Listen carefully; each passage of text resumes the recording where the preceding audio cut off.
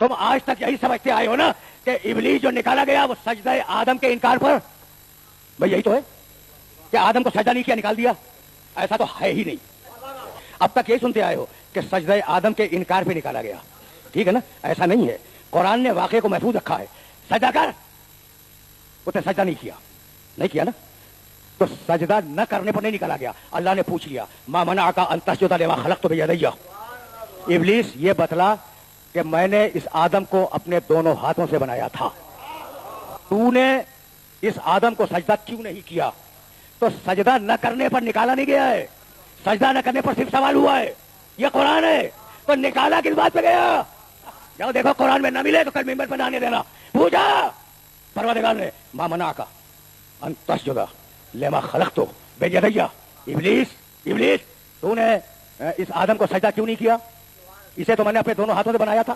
कहने लगा अना खैरु मिन्हु, मैं इससे बेहतर हूं, मैं इससे बेहतर हूं, इसलिए कि ये मिट्टी से है, मैं आग से हूं, मिट्टी कमतर है, आग अफजल है, ठीक है ना।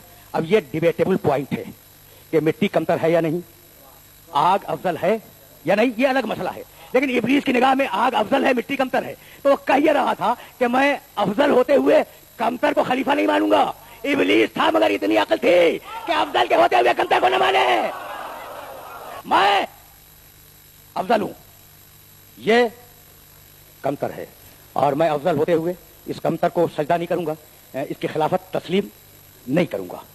कहा कि अब निकल, तू ये समझता है कि मैंने अफजल के होते हुए कमतर को खिलाफत दे दी, तो तू मेरी तौहीद तो मानता है, आदिल का मुनकिर है, निकल जा। आदिल के इनकार पे निकाला गया। और अब जाओ कुरान मजीद को पूरा का पूरा देखो।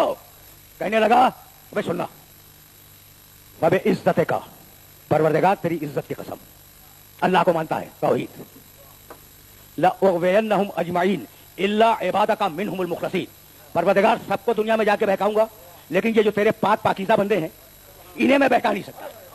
देख रहा था और अपनी आजिज़ी का एतराफ कर रहा था कि इन्हें मैं बहका नहीं सकता। तो शिकायत यही होती है कि इब्लीस तो उन्हें पहचान गया, आप अभी तक उन्हें नहीं पहचाने। अबे इज्जत का मालिक तेरी इज्जत की कसम, तौहीद को मानता है, इल्ला इबादका मिनहुमुल मुखलसीन, तेरे इन खालिस बंदों को मैं बहका नहीं सकता। नबूवत को मानता है, ठीक है ना। रब्बे फ़अंज़िरनी इला यौम युबअसून, मालिक मुझे क़यामत तक की मोहलत दे दे, क़यामत को मानता है। तो इब्लीस के उसूल दीन समझ में आए, तौहीद, नबूवत, क़यामत। आदिल से इनकार करता है, खिलाफत से इनकार करता है। अब इज्जत का ला उग़वियन्नहुम अजमाइन इल्ला इबादका मिनहुमुल मुखलसीन, क्या कमाल की बात है। परवरदिगार तेरी इज्जत की कसम, इस पूरी नस्ल आदम को बहकाऊंगा। किसे बहकाऊंगा? पूरी नस्ल आदम को। एक सवाल करना चाह रहा हूं कि भाई तुम्हारा इब्लीस से कोई जाती झगड़ा है? मेरा तो नहीं है, मैं लगी लिपटी रखने का आदि नहीं हूं, मेरा कोई जाती झगड़ा नहीं है। तो तुम्हारा है कोई जाती झगड़ा? नहीं है ना। अजीब बात है, अजीब बात है।